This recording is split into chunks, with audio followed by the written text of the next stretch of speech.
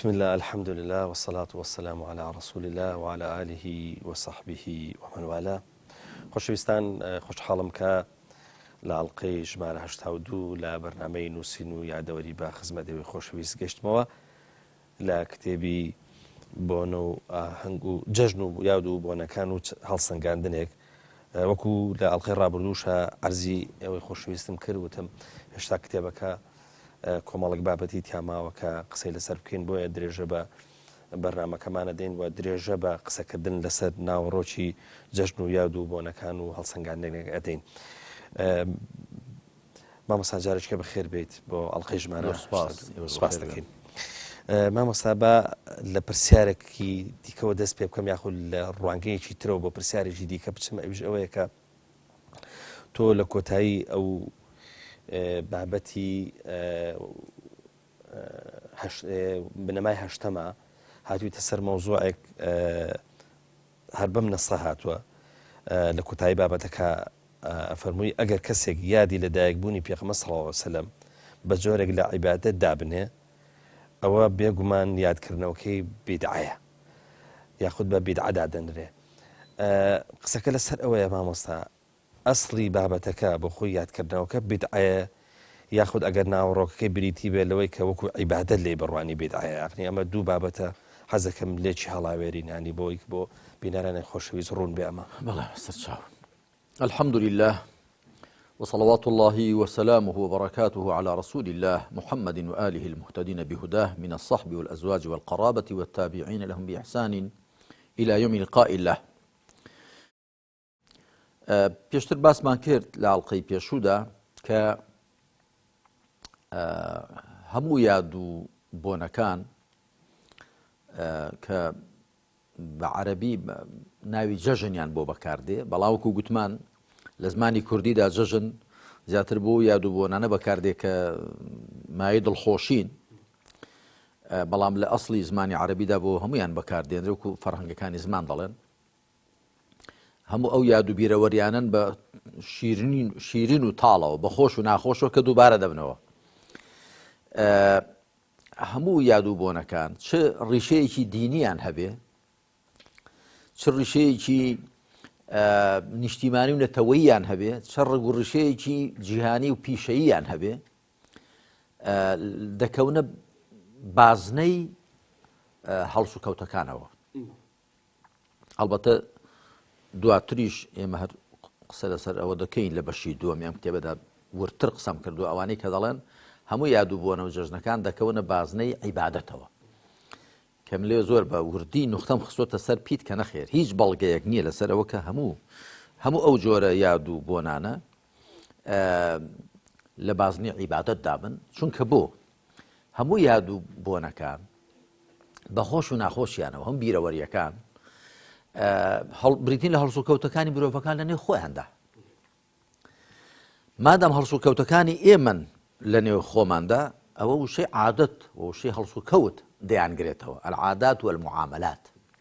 کە ئەسڵ لە عادەتەکاندا و ئەسڵ لە هەڵس و کەوتەکاندا ڕەواییە. الأصل في العبادات في العادات يا في المعاملات الإباحة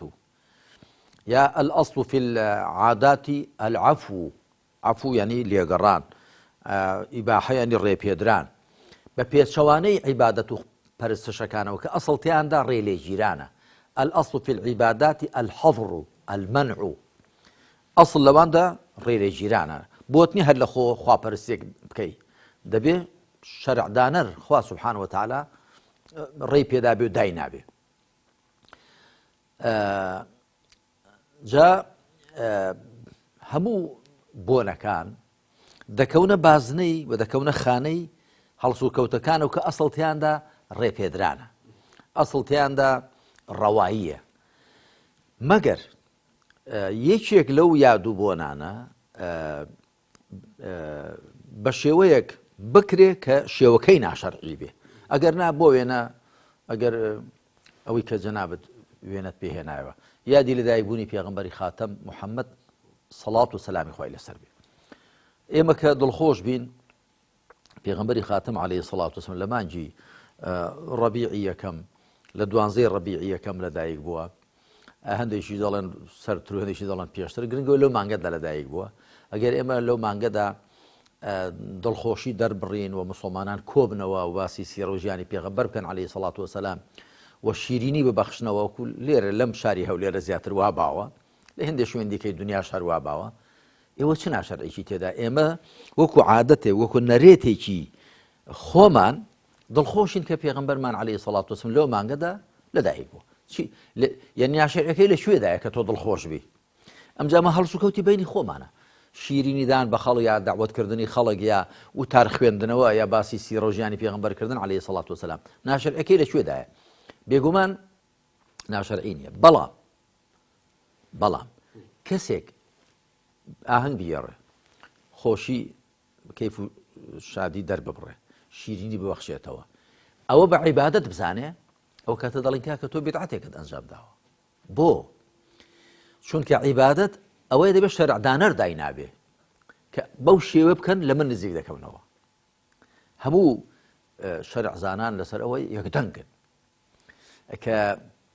وەکو دوایی ڕەنگە لە پێناسەی بیدعەتدا جەناب جاریش کە پرسیار بکەیەوە بیدعەت چییە لەوێدا باز دەکەین کە هەر شتێک بە مەبەستی لە خوا نزیک کەوتنەوە ئەنجام بدرێ ئەگەر خوا داینە نابێ بە بیدعەت دەقەڵەم دەدرێ یعنی بۆ وێنە کەسێک هەر لە خۆوە دەڵێ نیەتم ێ دەکەم دوور کات نوێژی فلان شت دەڵێن ئەوەت لەکوێ هێنا ئەگەر لە شەریعەتدا هەیە ئەوە عیبادەتە ئەگەر لە شەریعەتدا نەبێ دەڵێن بیدعەتە و داتهێناوە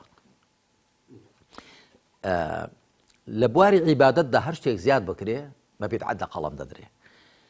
جا کەسێک کە یادی لەدایکبوونی پێغەمبەر دەکاتەوە عەلەیهی سەڵات وەسەلام وەکو عیبادەتێک وەکو پەرستشێک دەڵێن وەکو عیبادەت و پەرستش ئەوە لە دوای پێغەمبەر دانراوە عەلەیهی سەڵات وەسەلام عیبادەت و پەرستشیش هەمووی خوای متعال و پێغەمبەری سەرور عەلەیهی سەڵات وەسەلام دیاریان کردووە ئەوەی ئەوان دیاریان نەکردبێ وەکو عیبادەت ئێمە بۆمان نێ وەکو عیبادەت ئەنجام بدەین بەڵام ئەدی وەکو عادەت ئێمە ئەسڵ لە عاداتدا داهێنانە وەکو چۆن بناغە لە خواپەرستیەکاندا پابەندبوونە بە دەقەوە بە پێچەوانەوە لە هەڵس و کەوت و لە نەرێتەکاندا ئەسڵ داهێنان و پەیداکردنە بۆیە من وەکو بنشینەیەک دامناوە دەڵێم الأصل في العبادة يا في العبادات المنع والأصل في العادات الإبداع هەر شتێک یعنی لە بواری خواپەرستەکاندا دابهێنرێ ڕێی لێ ژیراوە بەڵام لە عادەتەکاندا ئەسڵ داهێنانە بۆیە جا هێندێک ڕەنگە بڵێن جا باشە ئەگەر شتێک لە بواری هەڵس و کەوتەکاندا دابهێنرێ معناوە داهێنرا و خراپە چونکە پێغەمبەر فەرموویەتی عەلەیهی سەڵات وەسەلام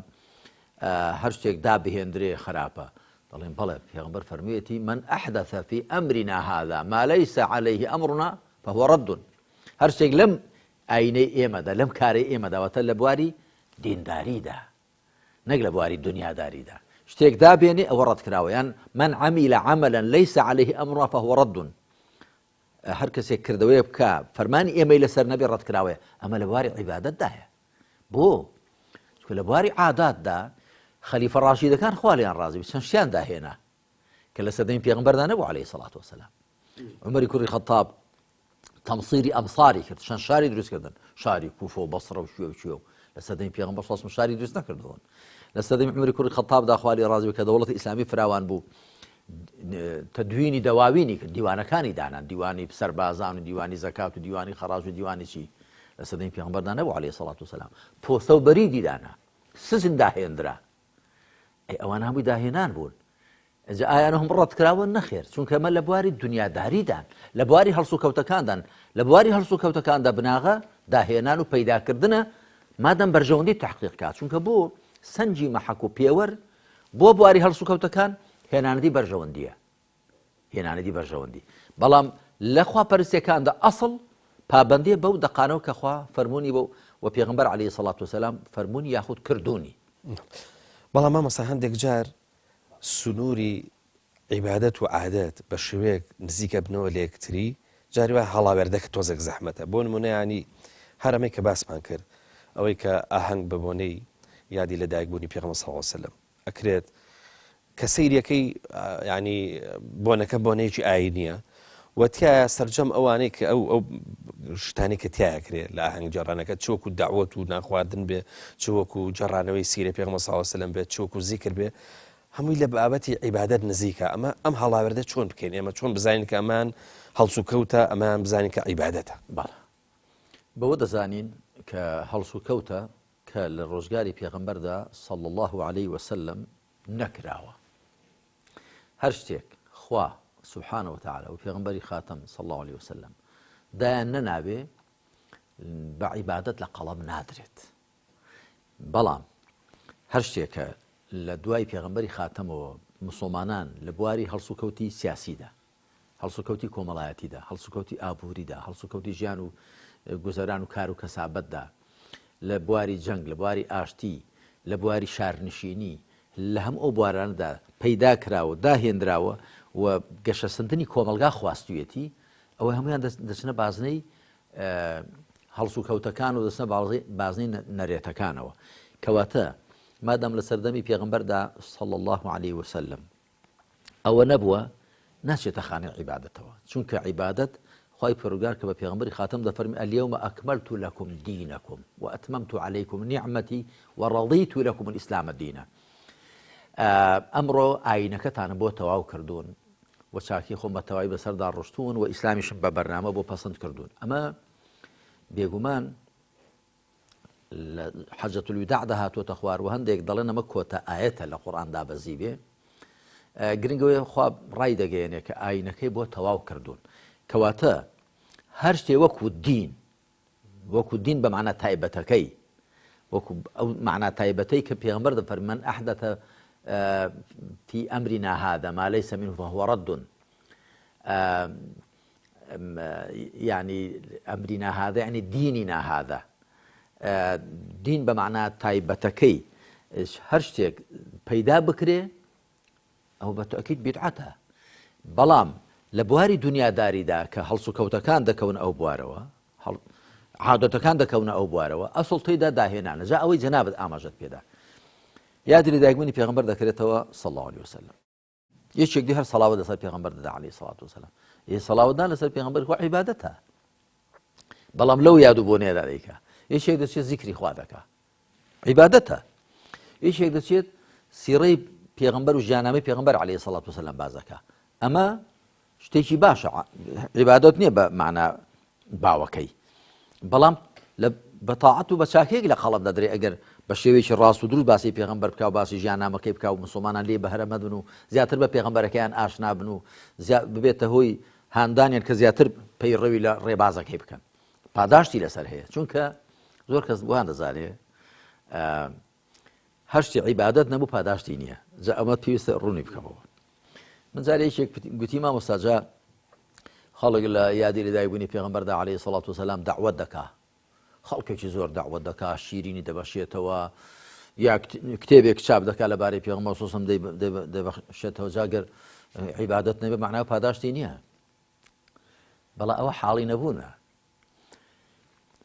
هەبوونی ئەجر و پاداشت پەیوەست نییە بە عیبادەتەوە بەڵکو پەیوەستە بە نیەتەوە و ئەو شەش لە سنووری شەرعدا بێ با تەماشا بکەین ئەگەر کەسێک باسی ژیانی پێغەمبەر دەکا عليه الصلاة والسلام یا لەو ڕۆژەدا هەندێک کەسێ ژیاننامی پێغەمبەر چاپ دەکا و بڵاوی دەکاتەوە یا شیرینی دەبەخشێتەوە یا مسلمانان دعوت دەکا بۆ بۆنەوە دڵخۆشە و ئەوانە هەموو عادەتن هەڵس و کەوتن ئەگەر بەو نیەتە بێ کە ڕێز لە پێغەمبەر دەگرێ عليه الصلاة والسلام بۆی پێغەمبەری خوا دڵخۆشە کە پێغەمبەری خوا لەدایک بووە مسلمانان دڵخۆش بن ئەگە بەو نیەتە بێ و ماڵەکەشی کە دەیبەخشێ حەڵاڵ بێ و باسکردنەکەی پێغەمبەریشی سۆسم بە شێوەیەکی ڕاست و دروست بێ و شتەکانیش کە دەیکا بۆ بێ کە پێی لەخوا نزیک بێتەوە ئەوە لە ڕاستیدا چەمکی عیبادەت بە چەمکە فراوانەکەی دەیگرێتەوە چونکە عیبادەت پێشتری باسمان کردووە چەمکێکی گشتی هەیە هەموو هەڵس و کەوتەکانی ئینسان ئەگەر بەو مەبەستە ئەنجام بدرێن کە لە سنووری شەرعدا بن و بۆی کە مرۆڤ پاداشتیان پێوە دەستبێنێت چەمکی گشتی عیبادەت دەیانگرێتەوە چەمکی تایبەتی عیبادەتیش بریتێ لەو شتانەی کە مرۆڤ ڕاستەوخۆ بۆ خۆ ئەنجامیان دەدا وەکو ئیمان و عەقیدە وەکو پێنج دروشمەکان وەکو زیکر و دوعا و پاڕانەوە و سەربڕین و نەزر و قوربانی ئەوانە ڕاستەوخۆ بۆ خۆ ئەنجام دەدرێن بەڵام ئەوانش کە ڕاستەوخۆ بۆ خۆ ئەنجام نادرێن ئەگەر نیەتی باشیان لە پشتەوە بێ ئەوانی چەمکی گشتی عیبادەت دەیانگرێتەوە و پاداشتیان لە بەرامبەردا هەیە ئێمە پێشتر لە ئاڵقەی پێشودا و فەرمایشتەی پێغەمبەرمان هێنا صلی الله عليه وسلم کە دەفەرمێ ما من مسلمين يلتقيان فيتصافحان إلا غفر لهما قبل أن يفترقا رواه أبو داود هیچ کاتی دوو مسلمان ناگەن یەکدی پێکەوە تەوقە ناکەن مەگەر لیان دەبوردرێ بەر لەوەی لێک جیابنەوە هەروەها پێغەمبەر دەفەرمێ عليه الصلاة والسلام بشرك في وجه أخيك صدقة ڕووخۆشیت لەگەڵ برای مسلمانت خێر و سەدەقەیە تەبەسومك في وجه أخيك صدقة زەردەخەنت لە ڕووی برای مسلمانەدا سەدەقە و خێرە پاداشتی هەیە هەروەها والكلمة الطيبة صدقة قسەیەکی خۆش وإصلاح ذات البين صدقة أن تصلح بين اثنين صدقة دوو کەس پێکەوە ناکۆکن ئاشتیان دەکەیەوە هەروەها إماطة الأذى عن الطريق صدقة درشێک لە سەرڕی مسلمانان لا دەبەی هەموو ئەوانە پاداشتیان لە بەرامبەردا هەیە عادەتیشن بۆ چونکە بەو نیەتە ئەنجام دەدرێن کە ئەمانەشتی شەرعی لە خودی خۆیاندا و بە قازانجی مسلمانانیش تەواو دەبن مامۆستا ڕەنگە ئێستا بینەرێک پرسیار بکە بڵێ ڕاستاگە لە بۆنەیەکی وەکەوەی پێغەمبەر صلی الله علیه و سلم تا لە دایکە بێ ئینسان کە بەشداریەکە لانی کە مەچێتە ناو مەجلیسی زیکرەوە ڕەنگە سڵاوەتێک لێ بە ڕەنگە زیکرێ بکە بە هەر حاڵ ئەوە دیارەکە کە چی بەنسیبە بێ بەڵام ئەی بۆنەکانی تر ئەڵێ حکمت لە بەشداریکردنی بۆنەکانی تر چییە کە بەسەرم هەر لە بۆناو بۆنانەکە لە ڕابردووە باسمان کرد بۆنەی نیشتیمانیە بۆنەی نەتەوەییە هەر بۆنێژی تر ئەڵێ حکمت لە بەشداریکردنی ئینسانی موسڵمان لەو بۆنانەیە چییە کاکە پەیوەندجا حکمت جارەوە حکمەتەکەی ئەوە ئەویش دەڵێ من مادەم لە بازنەی ڕەوادایە ئەمە ڕەوایە دەسمە دەر و من ڕەوایە کە دەسم بۆ ئەو کۆڕ و مەجلیسە یادی پرۆسەی بەناو ئەنفال دەکەینەوە یادی شیمیایی باران دەکەینەوە یادی کۆچڕەو دەکەینەوە دەچین چوار قسەی خێر دەکەین کاکە ئەها تەماشا بکەن خوا ئێمەی لەکوێوە هێنا بۆ شوێ ئەها کاتی خۆی چیمان لێ قەوما با پەندی لێوەربگرین ئەها تەماشا بکەن با چاکەی خوا بەسەر خۆمانەوە ببینین وەکو لە سوورەتی ئەنفالدا خوای متعال ڕوو بە ئیمانداران دەفەرمێ واذكروا نعمة الله عليكم إذ أنتم قليل مستضعفون في الأرض تخافون أن يتخطفكم الناس فآواكم وأيدكم بنصره ورزقكم من الطيبات لعلكم تشكرون یادی چاکەی خوا بکەنەوە بەسەر خۆتانەوە یاد بکەنەوە کە ئێوە کەم بوون سەوسێنراوە بوون لە زەویدا دەترسان کە خەڵک بتاڕفێنێ بەڵام خوا ئێوەی پەنادا ئێوەی سەرخست و لە بژیوە پاک و چاکەکان بەشی ئێوەیدا بەڵکو سوپاسگوزاری بۆ خوا بکەن ئێمە خۆ ئەو یاد و بۆنانە کە تۆ هەر کامیش هەم بە شێوەی خۆی جاری و پند و دەرسی لێ وەردەگری جاری و چاکەی خوا بەسەر خۆتەوە یاد دەکەیەوە جاری وە دڵی ستایش بۆ خۆ کە ئێمە دەربازمان بوو لەو تەنگژێ لەو ناڕەحەتیە کە تێکەوتین جاری وە چاکەی خوا بەسەر خۆتەوە یاد دەکەیەوە کە ئێمە کاتی خۆی لە بەردەستی ڕژێمی بەعەزدا هاوڵاتی پلە دوو سێ بووین دوای بووین خاوەنی وڵاتی خۆمان ئەوان هەمووی یادکردنەوەی چاکەکانی خوان کە خوا سبحانه وتعالى لە سوورەتی ئیبراهیمدا دەفەرمێ ولقد أرسلنا موسى بآياتنا إلى قومه ولقد أرسلنا موسى بآياتنا دوای دەفەرمێ وذكرهم بأيام الله یا ڕۆژەکانی خۆیان بیر بخەوە ئەی موسا ئەو گەلەکەی خۆت بەنو ئیسرائیل ڕۆژەکانی خۆیان بیر بکەوە کە چۆن لە بەردەستی فیرعەوندا کۆیلە بوون نێرینەکانی سەردەبڕین مێینەکانی دەهێشتنەوە سوغرە و بێگاری پێدەکردن خاوەنی هیچ شتێکی خۆیان نەبوون ئێستا خۆیان لە دەشتی سینادا خاوەنی بوون و قەواری خۆیانن خاوەنی ئەمر و نەهی خۆیانن بیریان خۆ کە لە چ حاڵێکدا بوون ئێستا کەوتونە چه حاڵێکەوە ئێمە هەموو بۆنە و مناسەبانە کاک پەیوەند هەر کەسە بە پێی خۆی بە پێی عەقڵی خۆی دەگونجێ دەرس و عیبرەتیان لێ وەربگرێت دەگونجێ پەندیان لێ وەربگرێت دەگونجێ چاکەکانی خۆیان بەهۆی وانەوە بیرکەوێتەوە. مامۆستا لێرە باس لەوەکەی کە لە سەردەمی پێغەمبەر صلی الله علیه وسلم لە هەردوو جێژنەکەی هەم قوربان هەم ڕەمەزانە تەنانەت بە شێوەیەک جێژن بوون گاڵتە و گەپیشان تیا کراوە یاری و ئەوانەیان تیا کردووە. بەڵام ئێستا زۆر جار کە ئێمە بە تایبەتی جەژنی قوربان و جەژنی ڕەمەزانی خۆمان کەیەت و ئەمانەوێ مەسەرەن بۆن منە جەژن بکەین، زۆر جار چەند ڕۆژێک پێش جەژن بە ناوی ئادابەکانی جەژن، یعنی بە شێوەیەک مەسەرەن بۆن منە ئەمانە داڕێژێنەوە ئیلتیزامات دروستەکرێت بۆ جەژن کە ینی جاری وای لێت کە ئینسان نازانێت تۆ چۆن خۆشی تیابیژەڕێ. ینی قسەکە لەسەرەوە یاریکردن لە سەردەمی پێغەمبەر صلی الله علیه و سلم کە وەکو جەنابەت فەرمووتە لێرەیە کە پێغەمبەر صلی الله علیه و سلم ڕێگەی داوە لەگەڵ عایشە ڕەزا و ڕەحمەتی خۆیان لێبێت تەماشایان کردووە. لەگەڵەوەشا کە مەسەلەن بۆن منە ئێمە ئەم ئیلتیزاماتەمان بۆ دروستەکە لەم نێوەندەیە ئێمە چی بکەین مامۆستا ئایا توزانم ئەمە ئێمە دروستە کە بەم شێوەیە داوای ئیلتیزامەکەین و داواوەکەین کە لە ڕۆژانی جەژنە ئاگامان لە زۆر شت هەبێ بۆی کە جەژنەکە تێکەڵ بە بێشەرعی نەبێت. ئەوەش دەبێت کاودانەکەی لێ جیا بکەینەوە. باش دەبێت بێژینگی شریعەت بەدەستەوە بگرین، لە بێژینگی دە اینجا کامەی کایە لەوەی دانین کامەی دانن لەو لە دانین. کاک پەیوەند جارێ یەکێک لە هاوڵان خواری ڕازی بێ دەڵێ دخل رسول الله صلى الله عليه وسلم المدينة وكان لهم يومان يلعبون فيهما فقال إن الله عز وجل قد أبدلكم بيومين خير منهما يوم الفطر ويوم الأضحى. أما لسنن دهاتو سندكي صحيحة پیغمبر صلى الله عليه وسلم شو بو مدينة دور رجان هبون ياريان تذكردن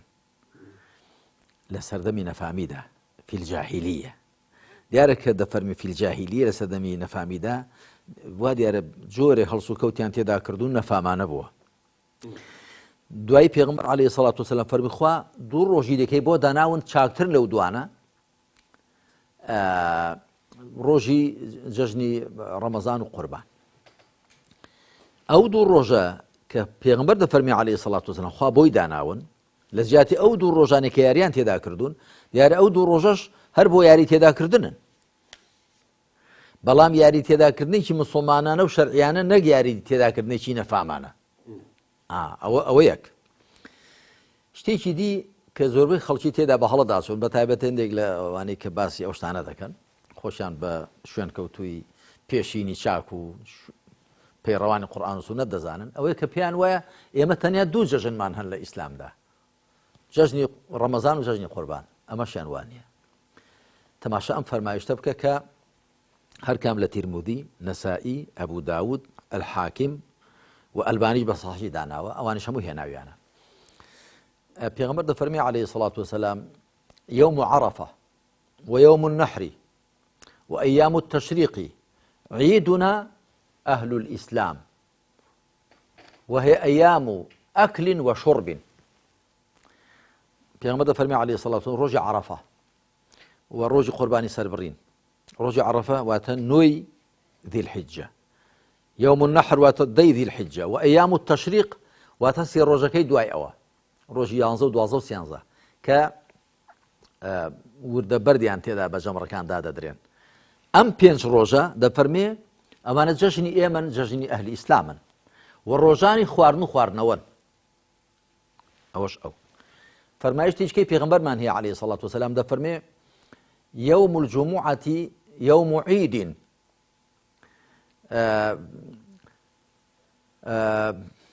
دوایی دەفەرمێ فلا تجعلوا يوم عيدكم يوم صيامكم إلا أن تصوموا قبله أو بعده. ئەمەشیان دیسان حاکم و تەبەرانی و ئەوانە ئەحمەد و ئەوانە هێنایە سەنەدەکەشی حەسەنە. دەفەرمێ ڕۆژی جومعە ڕۆژی جەژنە، ئێوە لە ڕۆژی جەژندا بە ڕۆژوو مەبن، ڕۆژی خۆشیە و ڕۆژی خواردن و خواردنەوەیە، مەگەر ڕۆژێکی لە پێشدا پێبن یا ڕۆژێکی لە دووە. کەواتە بەلای کەمەوە ئەم 5 ڕۆژمان هەن کە پێغەمبەر صلی الله علیه و سلم ناوی ناو ڕۆژی جەژن. ڕۆژی عەرەفە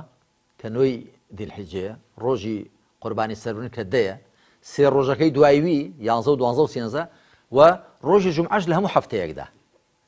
ئەمە بەدەقی فەرمایشتی پێغەمبەر صلی الله علیه و سلم ناوی لەناون جەژن و فەرمووشێتی ئەیام و ئەکل و شرب، ڕۆژانی خواردن و خواردنەوەن، و ئەو دوو ڕۆژەی بڵین جەژنی قوربان و ڕەمەزانیش فەرموویەتی لە جیاتی دوو ڕۆژانن کە یاریان تێدا دەکردن کەواتە ئەو ڕۆژانەش یاریان تێدا بکەن و ڕۆژی خواردن و خواردنەوە ڕۆژی شادی و خۆشی دەربڕینن ئەمە وەکو ئەسڵەکەی بەڵام بێگومان لە ڕۆژانی جەژن و شادی و خۆشی و یاری و گەمەدا خەڵک دەبێ هێندێک یاسا و ڕێسا هەبێ هێندێک ئەدەب هەبن بخوایان پێ بڕازێنەوەی تووشی ناشەرعی نەبن یەکێک لەوانە تێکەڵی ناشەرعی یەکێک لەوانە مەسەلەن کابرا بە بۆنەی جەژنەوە بچێت شتێکی ناشەرعی بکە شەراب بخواتەوە قومار بکە شتێکی خراپ بکە ئەمە دەبێت ئەوەنە ڕێ لێ بگیرێ چونکە ئێمە دەبێت شادی و خۆشحاڵی دەرببڕین بەڵام بە شێوەی شەرعیانە و خۆمان لە ناشەرعی بپارێزین ئەگەر خەڵک با قسەی خۆش بکە با پێ بکەنێ با گەشت بکە با یاری بکە با وەرزش بکە یعنی با سەردانی یەکدی بکەن با خۆیان بە یەکدی ئازا بکەن با منداڵی خۆیان دڵخۆشکەن دەرو جیرانیان دڵخۆشکەن با لە ڕوویاندا پێ بکەنن یعنی ئەوانە هەمووی بێگومان شتی پەسەند و چاکن و جەژن واتایەکی بۆ نامێنێتەوە ئەگەر ئەم خۆشحاڵی دەربڕینانە و ئەو سەردان و هاموشۆ و ئەوانەی تێدا نەبێ و کاتە هەر دەبنەوە بە ڕۆژانی عیبادەت کە پێغەمبەری صلی الله علیه و فەرمێ ڕۆژانی خواردن و خواردنەوەن بەڵکو لە فەرمایشتی دیکەدا هاتووە دەفەرمێ یەوم بیعال واتە ئەوە کە هاوسەران پێکەوە جوود بن هاوسەران پێکەوە بن یعنی بۆیە ئەگەر کەسانێک بیانەوێت بە بۆنەی ئەوەی کە ئێمە جەژنەکانمان یادوبۆنەکانمان نەچنە نێو ناشەرعیەوە دەست و پێی موسڵمانان ببەسن بە هەندێشت کە شەرع دەست و پێی نەبەستون ئەوە شتێکی زیادەی گوتووە بەڵام دیسان بەبارەکەی دیکەشدا ئەگەر کەسانێک بە بیانووی ئەوە کە ئەو ڕۆژانە ڕۆژی جەژن و کەیف و شادین خۆی تووشی ناشەرعی بکە دیسان ئەویش تێپەڕاندووە کەواتە ئێمە دەبێت هەمیشە کاک پەیوەند زۆر جار گوتومە هەمیشە ئەم دینداری موسڵمانەتیە بە هاوسەنجیەوە نەتێپەڕێنی زیێدە ڕۆی بکەی نەبەجێ بمێنی و کەم تەرخەمی بکەی ڕێک شەریعەت چۆنی گوتووە ئاوە شەریعەت چۆنی گوتو بەو شێوەیە هەم حەقی جەستە دەدا هەم حەقی ڕوح دەدا هەم حەقی تاک و خێزان و کۆمەلگا و هەم مافی دنیایی تێدا ڕەچاو دەکە هەم مافی ڕۆژی دوایی تێدا ڕەچاو دەکە هەم ئێستات هەمی هی ئایندەت بە تەکید پابەندی ئێمە بە شەریعەتەوە دەمان پارێزێ لە لادان و تاوان و خراپە و پابەندی بە شەریعەتەوە ڕێ هیچ شتێکی ڕەوا و چاکت لێ ناگرێ هیچ گومانی تێدا نیە مەمەسەڵ لە بنەمای نۆیەمە دێتە سەر مۆزوعی بیدعەت بۆ دەنووسی بیدعەت تایبەتە بە هەردوو بواری عەقیدە و عیبادەت لێرە ئێمە هەندێکیش باسمان کرد بەزەمە ڕوونتر باس لەوە بکەین کە چۆن ینی بیدعەت تەنها ئەو دوو بوارە ئاگرێتەوە لەوە تەجاوزی کرد سیخەکە گۆڕێ یاخود با بڵێم هینەکە گۆڕێ بێشێتۆنی و بازنەی هەڵس و کەوتن بەڵێ ئەگەر ئەمەش قسەی لەسەر بکەین لێرە بەڵێ زانایان لەبارەی بیدعەتەوە تەمەن بە زۆر پێناسییان کردو بەڵام چوارچێوەکەی ئەوەیە بۆ وێنە ئەشاتبی لە کتێبەکەی خۆیدا کتێبی ئەلیعتیصام لە لاپەڕە پەنجادا یعنی دەڵێ هي طريقة مخترعة تضاهي الشرعية يقصد بالسلوك عليها المبالغة في التعبد لله دەڵێ بیدعات بریتە لە ڕێیەکی داهێنراو کە لە بەرامبەری ڕێبازە شەرعیەکەدایە مەبەست لەو ڕێبازە داهێنراوە ئەوەیە کە زێدەڕۆی بکرێت لە خواپەرستیدا ئەوە بیدعاتە ابن الباز ڕەحمەتی خوای لێبێ و ابن عوثەیمین لە کتێب و فتواکانی خۆیاندا هەروەها العز بن عبدالسلام و النەوەوی و هەموو زانایان ابن تەیمیە هەموو لەسەر ئەوە یەک دەنگن دەڵێن بیدعەت دەچێتە نێو بازنەی عیبادەتەوە لە بازنەی عیبادەتدا هەر شتێک پەیدا بکرێت بیدعەتە و داهێنرا و مەرفوزە عیبادەت دوو ڕەهەندی هەیە ڕەهەندێکی فیکری هەیە کە پێی دەگوترێ ئیمان عەقیدە و ڕەهەندێکی کردەیی هەیە پێی دەگوترێ پەرستشەکان یاخود دروشمەکانی خواپەرستی هەر شتێک لە بواری ئیمان و عەقیدەدا بهێندرێ و هەر شتێک لە بواری پەرستشەکاندا بهێندرێ بە بیدعەت لە قەڵەم دەدرێ بۆ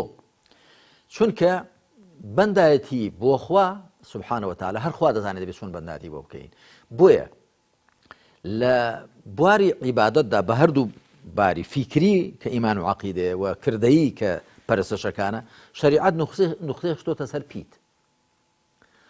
ئێمە 5 نوێژی فەرزمان هەن، کۆڵی نوێژی سونەتمان هەن، کەسی دیکە بۆی نییە لە خۆڕان نوێژی چکەدا بێنێ. یەکمان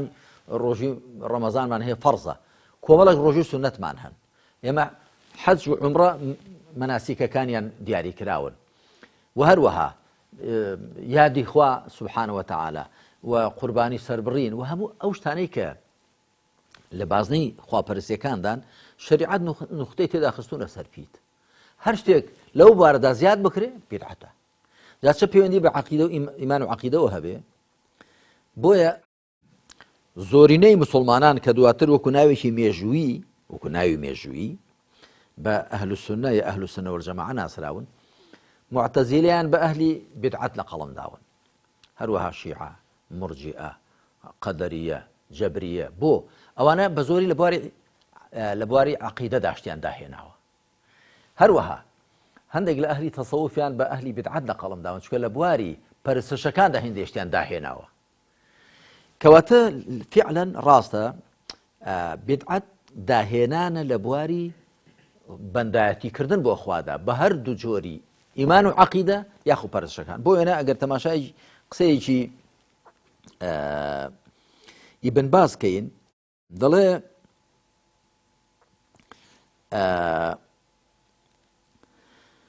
تطلق البدعة في اللغة العربية على كل محدث على غير مثال سابق. بدعة لزماني عربي دا بكار ديندري بو هرشي كدا هيندرابي بلان بيشيني نبي.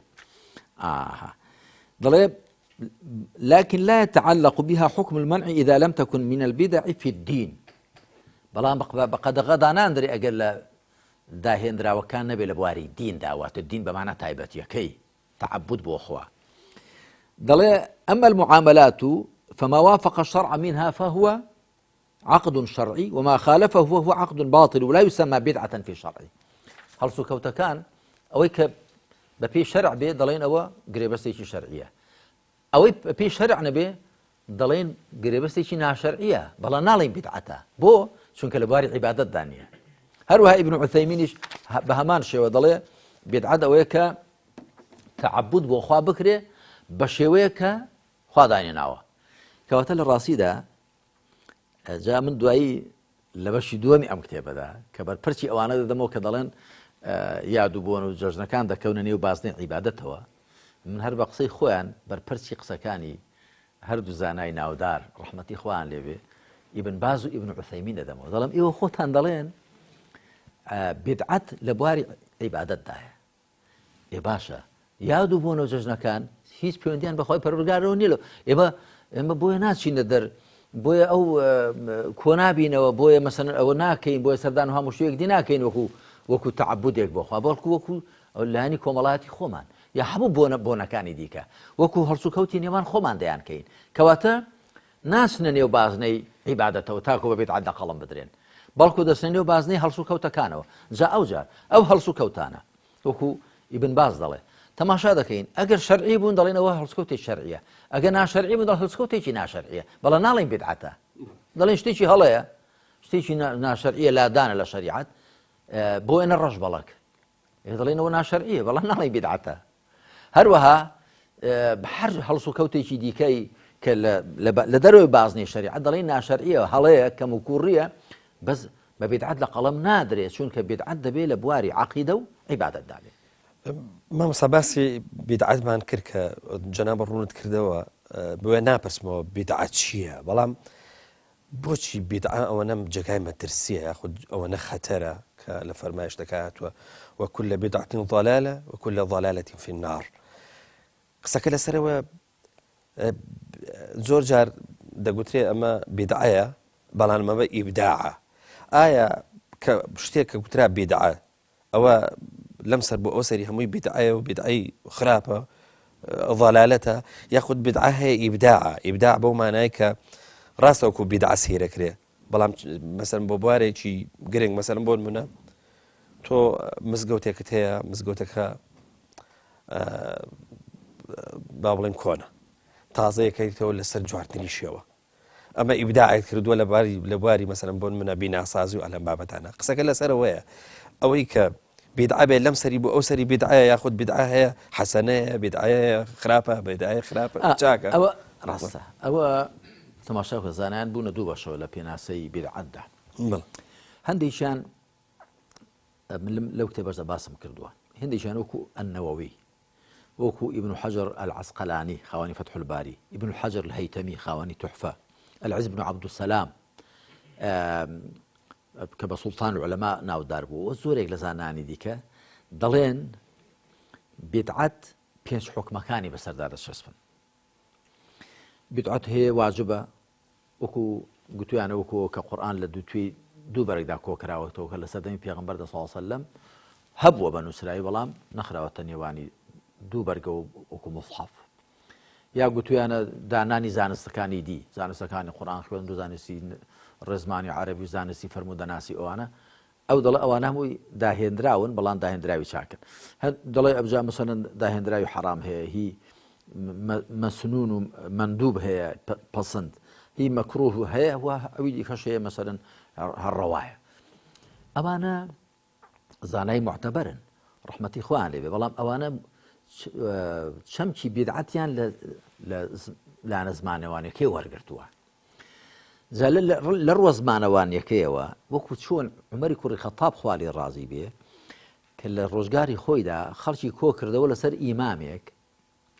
کە نوێژی تەراویح هەیە بکا بە جەماعەت. دوایی گوتی نیعمەتی البدعة هذه، ئەوە لە صحیح بوخاری داهاتووە، ئەمە باشترین داهێنراوە. زانایان گوتویانە عومەر خوا لێ ڕازی بێ لە ڕۆ زمانەوانیەکەیە وتێتی شتێکی داهێنراوە، ئەگەرنا لە ڕۆ شەرعیەکەیەوە هەر شتێک لە ڕووی شەرعیەوە و عیبادەتێک دابهێنرێ مەرفوزە، بەڵام ئەسڵەکەی لە سەردەمی پێغەمبەردا بوو عەلەیهی سەڵات وسەلام. بەس پێغەمبەری خوا بۆیە هەر سێ ڕۆژان چۆ دەرێ، ڕۆژی چوارەم نەچۆ دەرێ، فەرمووی ترسام کە لەسەرتان پێویست بکرێ نوێژی تەراویح بە جەماعەت. کەواتە ئەسڵەکەی هەبووە، عومەر خوا لێ ڕازی بێ جێڕاونی بۆ سەر ئەسڵەکە لە ڕووی چوونیەتەکەیەوە وای گوتو، ئەگەنا لە ئەسڵەکەی هەبووە. جا بۆ ئەوەی کە ئەم سنوورە لێک جابێتەوە با من تەماشای دوو فەرمایشتی پێغەمبەر بکەین عەلەیهی سەڵات وسەلام. یەکەمیان ئەوەی کە پێشتریش لە ئاڵلقەی پێشوودا ئاماژەمان پێدا کە پێغەمبەر عەلەیهی سەڵات وسەلام ڕۆژی گوتاری دەدا، خەڵکێکی بینی کۆ ببوونەوە لە دەوری پیاوێک، فەرمی ئەوە چییە؟ گوتانەوە ئەبوو ئیسرائیلە نەزری کردووە بە ڕۆژوو بێ قسە نەکا نەچێتە سێبەر، هەر بە پێوەش بێدانە نیشێ لەبەر خۆریش بێ. فەرمووی فەرمانی پێ بکەن با ڕۆژوەکەی تەواو کاو، با قسەش بکاو، باداش بنیشێواتە بچێتە بەر سێبەریش. یعنی ئەوەی کە ڕەوایە ئەوەی کە ڕۆژەکەی تەواوکە، بەڵام ئەوەی کە ناڕەوایە قسە نەکردنەکەیەتی، نەچوونە بەر سێبەرەتی و بە پێوەستانێتی لەبەر خۆش، ئەوانە بووی قەڵب و سەر بە خاوەنیانن. ئەمە بۆ چونکە لە بواری عیبادەتدا بووە، هەرچی زیاد کراوە ڕەتی کردوێتەوە. ئەسڵەکەی کە ڕۆژوگرتنەکەی هێشتوێتەوە، ئەوی دیکە کە قسە نەکردنە و نەچوونە بەرخۆرە و نەچوونە بەرسێبەرە و دانەنیشتنە هەمووی ڕەت کردوونەوە. ئەمە ئەوەکو ئەوە. بەڵام لە بواری دنیاداریدا پێغەمبەر عەلەیهی سەڵات وسەلام ڕۆژێک بەلای کۆمەڵی لە هاوڵاندا تێدەپەڕی لە مەدینە، تۆی دارخورما نێرەکە دەبەن بۆ مێیەکە بۆی بەربگرێ. ئەویش تەماشا دەکە ئەو خەڵکە بە سەر دارخورما بەرزانە هەڵگەڕاون و دەفەرمێ بۆ دەکەن و دەڵێن تۆی نێرەکە دەبین بۆ مێیەکە. ئەویش دەفەرمێ گەر واش نەکەن زیانی نییە. بە سێ ڕیوایەت هاتووە هەر لە صەحیح موسلیمدا و ڕەنگە لە سونەندا بە چەند ڕیوایەتی دیکە شاد بێ. دوای دارخورماکان بەرناگرن، تۆی نێرەکە ئەوان وازێنن، تۆی نێرەکە نابن بۆ مێیەکە و ئەو دارخورمانەی کە موتور بەناگرن بەرناگرن یا بەرێکی خراپ دەگرن. دوای دەستنەوە خزمەت پێغەمبەر صلی الله علیه و سلم دەڵێن پێغەمبەری خوا دارخورماکان بەریان نەگرن. ئەویش دەفەرمێ بوو دەڵێن ئەمە ویسمان تۆی نێرەکە بەرین بۆ مێیەکە و تۆش فەرموودە گەواش نەکەن زیانی نیە یاخود وا مەکەن. ئەویش فەرمووی ئەگەر شتێکم پێگوتن وەکو فەرمانی خوا کە ئەوە وەحیە لێم وەربگرن، ئەگەر شتێکم پێگوتن لە بواری کاروباری دنیاییدا فەئەنتم ئەعلەم بئوموری یا بئەمری دنیاکم، ئێوە لە کاروباری دنیا خۆتان شارەزاترن. ئەمە بواری هەڵس و کەوتەکانە. چاو کاک پێوەن بواری هەڵس و کەوتەکان ئەسڵتیاندا داهێنانە، ئەسڵتیان داهێنانەتی بەرژەوەندیە. مادام تۆی نێرەکە نەبەی بۆ مێیەکە بەرنەگرێ دەبوو هاوڵان گوتبان ئەی پێغەمبەری خوا ئەگەر تۆی نێرەکە نەبەی بۆ مێکە بەرناگرێ جەنابەت لە مەکە بووی شارەزای مەدینە نین تۆ لە مەکە دەرخورمای لێ نین ئێرە ئەوە ئاوایە ئەمە عادەتی چەند ساڵەمانە بە ئەزمون بۆمان دەرکەوتو ئەگەر تۆی نێرەکە نەبەی نەمەیەکە بەرناگرێ بەڵام ئەوان یەکسەر کە پێغەمبەر وای فەرمووە عەلەیهی سەڵات وسەلام وان زانی وەکو وەحی پێیان دەڵێ وازیان لێ هێناوە دوای بۆ خۆی فەرمووە گەشتێکم پێگوتن وەکو وەحی خوا لێم وەربگرن بەڵام بە گەشتێکم پێگوتن وەکو ڕاو بۆ چوونی خۆم ئێوە لە کاروبار دنیای خۆتان شارەزاترن جا پێغەمبەر خۆسم لەوەدا هەروەها لە مەسەلەی جەنگی بەدر کە الحەباب بن المنذر گوتی ئەی پێغەمبەری خوا ئەمە ئایا بە وەحی خوایە و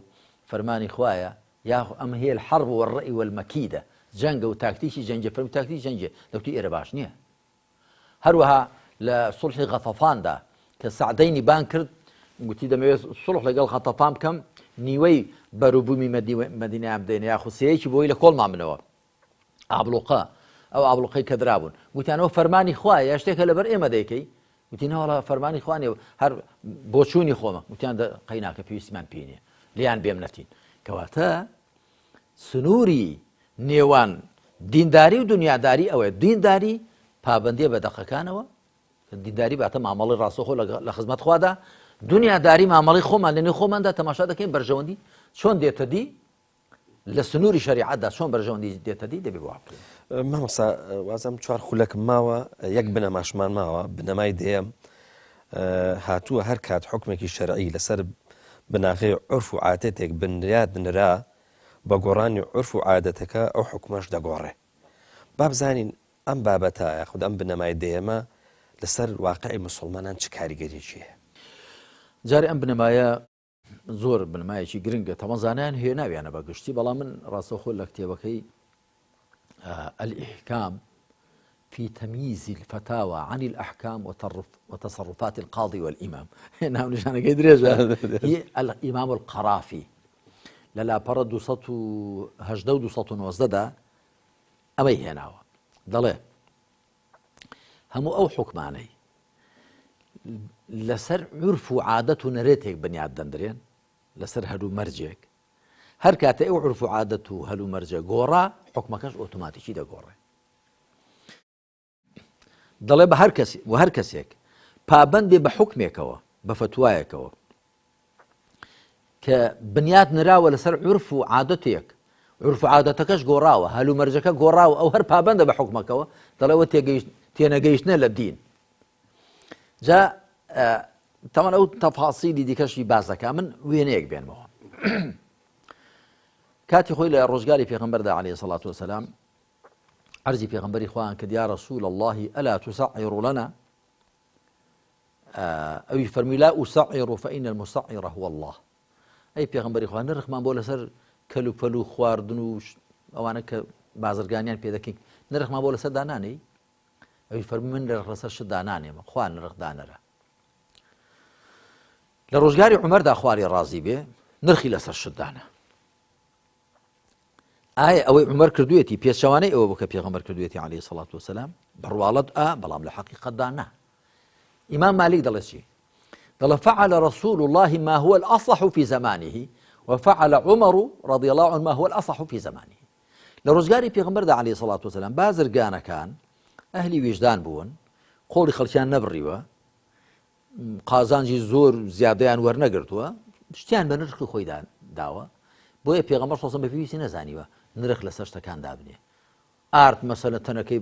بڵێن گەنم تەنەکەی بەوەندە و جۆ بەوەندە و مێوەش بەوەندە و هەروەها یا فڵان قوماشە بەوەندە و فڵان قوماشە بەوەندە نرخی لەسەر دانە ناون بۆ چوەزانیوێتی خەڵکەکە بە ئینسافە پێکەوە مامەڵە دەکەن لە ڕۆژگاری عومەردا خوالی ڕازی بێ کە خەڵکێکی زۆر هاتوتە نێو ئیسلامەوە دەوڵەتی ئیسلامی فراوان بووە تەماشای کردووە کە نرخ لەسەر شتەکان دانەنێن بازرگانی بێویژدان پەیدا بوون وەکو ئەم ڕۆژگارە هەندێک لە بازرگانانی ئەم ڕۆژگارە کە شەریکە دەزن لەگەڵ حکومڕاناندا لە پەنای ئەواندا بوونە ملیار لێر تەماشا دەکە قۆڵی خەڵکی دەبڕن هەر لە بنەوە دەیبڕن بۆیە نرخی لەسەر شتەکان دانا ئیمام مالیک زۆر جوان تێگەیشتووە دەڵێ پێغەمبەر سەڵ لە ڕۆژگاری خۆیدا ئەوەی بە چاکزانی بەڵام عومەر لە ڕۆژگاری خۆیدا ئەوەی بە باشزانی ئەوە یەک وێنەیەکی دی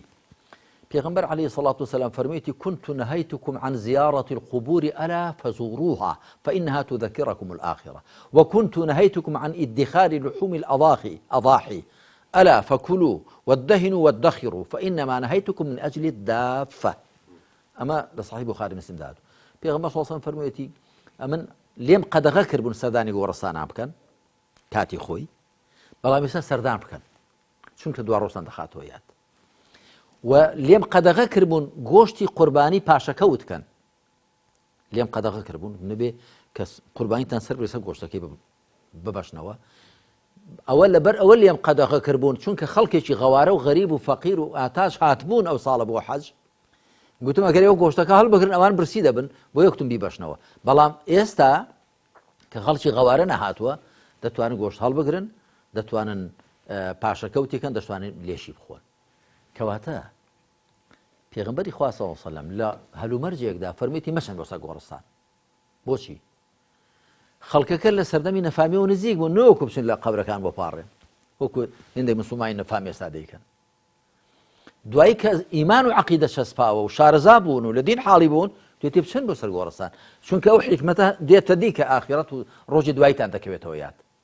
پێشێ بەڵێ ئەوەی هەر تێدا هەبووە بەڵام مەترسیەوە بە تووشی شیرێک بن بۆیە فەرموویەتی مەچن هەروەها بەنسبەت هەڵگرتنی گۆشتی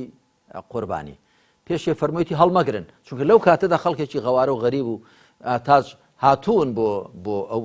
مەناسیکی حەج و ئەوانە فەرموویەتی ئەگە گۆشتەکە هەڵبگرن ئەوانە برسی دەبن بەڵام دوایی کە خەڵکی غەوارەی لێ نەبوو بۆ تێ گۆشتەکە هەڵبگری جا زۆر شتی دیکەش بەو شێوەیە یعنی وەختێک حکمێک دادەندرێ یا فتوایەک دەدرێ بەپێی بارودۆخێک کە بارودۆخەکە گۆڕا فتواکەش دەگۆڕ جاوە زانیان قاعیدەیەکیان داناوە دەڵێ تغير الأحكام بتغير الأزمان گۆڕانی حکمەکان بەپێی گۆڕانی هەلو مەرجەکان وەختی هەلو مەرجەکە دەگۆڕێ شێوەی مامەڵەی تۆش دەبێت لەگەڵ واقعدا بگۆڕێت چونکە هەلو مەرجەکە گۆڕاوە ئەتۆ نابێت هەر لەسەر یەک حاڵبی ینی عومەر خوالی ڕازی بێ کە خەزێنەی دەوڵەتی دانا لە سەردەمی پێغەمبەردا عەلەیهی سەڵات وسەلام خەزێنەی دەوڵەتیان نەبوو چی دەبوو یەکسەر بڵاویان دەکردەوە لە سەردەمی ئەوبەکریشدا نەبوو بەڵام عومەر تەماشای کرد غەنائیم و دەستکەوتی زۆر دێنەوە ئەوە ناکرێت هەمووی هەر بڵاو بکرێتەوە هەڵسا بەیتوڵماڵیان دانا و تەماشای کرد سوپایان هەیە سوپایەکی فراوان ئەو پێویستی بە موچە هەیە ئەوە دەبێ ماڵ و سامانێک هەبێ کە مانگانە بیاندرێتێ کەواتە عومەر خوالی ڕازی بێ شتێکی کرد کە لە ڕۆژگاری پێغەمبەردا نەکرابوو عەلەیهی سەڵات وسەلام بۆ چکە واقعەکە وای پێویست بوو یا مەسەلەن هاوکاریکردنی دڵڕاگیراوان مؤلفەت القلوب لە سەردەمی پێغەمبەر و عەلەیهی سەڵات وسەلام ئەبوبەکر سیدیقدا خوا لێ ڕازی بێ کەسانێک هەبوون دڵڕاگیراوان هاوکاریان دەکردن لە سەردەمی عومەردا خوا لێ ڕازی بێ چوون بۆ بەردەرگای پیاوانێکی قسەر ڕۆیشت و دەست ڕۆیشت و لەنێو قۆمی خۆیاندا فەرموون چیتان دەوێت تیان ئەمە دڵڕاگیراوان هاتوین هاوکاریەکەمان وەربگرین فەرمووی وەختی خۆی لە سەردەمی پێغەمبەر و ئەبوبەکردا بۆیە هاوکاریان دەکردن کە مەترسیان لە ئێوە دەکرد یا بۆ ئەوە کە زیاتر دڵتان بەلای ئیسلام دابێ ئێستا ئیسلام دەسەڵاتی هەیە و هیچ بە پێویستی نازانین هاوکاریتان بکەین بڕۆن کەسابەتی خۆتان بکەن و جا لێرەدا شیعە کە بە حیقدەوە تەماشای هەڵسوکەوتەکانی عومەر دەکەن دەڵێن عومەر یاسایەکی خوای تعطیل کردووە نا تعطیلی نەکردو وەکتوێتی هەلومەرجی جێبەجێکردنی نەڕەخساوە هەروەها لە عام الڕەمادەدا یا عام المەجاعە عومەر خوالی ڕازی بێ یاسای دەستبڕینی دزانی ڕاگرت بۆ فەرمووی ئەمە ناتوانین بئیحتیاجیان کەین ناتوانین تێریان کەین کەواتە گەر کەسێک دزی کرد لە برسان دزی دەکات لە ئیحتیاجیان دزی دەکات نابێت سزاکەی بەسەردا بچەسپێ زەمینەی شەسپاندنی سزاکە نەڕەخساوە نەک یاسایەکە تعطیل کراوی پاک خراپێ بەڵێ سوپاس دەکەین مامۆستا ئەڵقەی ژمارە 82مان کۆتایی پێهات ئینشاءڵڵا لە ئەڵقەی داهاتووە چینە سەر بەشی دووەمی کتێبەکە کە پەیوەستە بە ڕەتدانەوە یاخود قسەکردن لەسەر بۆچوونی چەند زانایە کە قسەیان لەسەر جەژن و یادوبۆنەکان کردووە کە گوتویانە لە بازنەی خواپەرستیەکاندا بەڵێ ئینشاءڵڵا ئەوە ڕوونەکەینەوە بەڵێ خۆشەویستان بەم شێوە گەشتینە کۆتایی ئەم ئەڵقەیشمان تاکو بێ گەشتنەوەیکی دیکە هەمووتان بەخوای گەورە ئاسپێرین خواتان لەگەڵ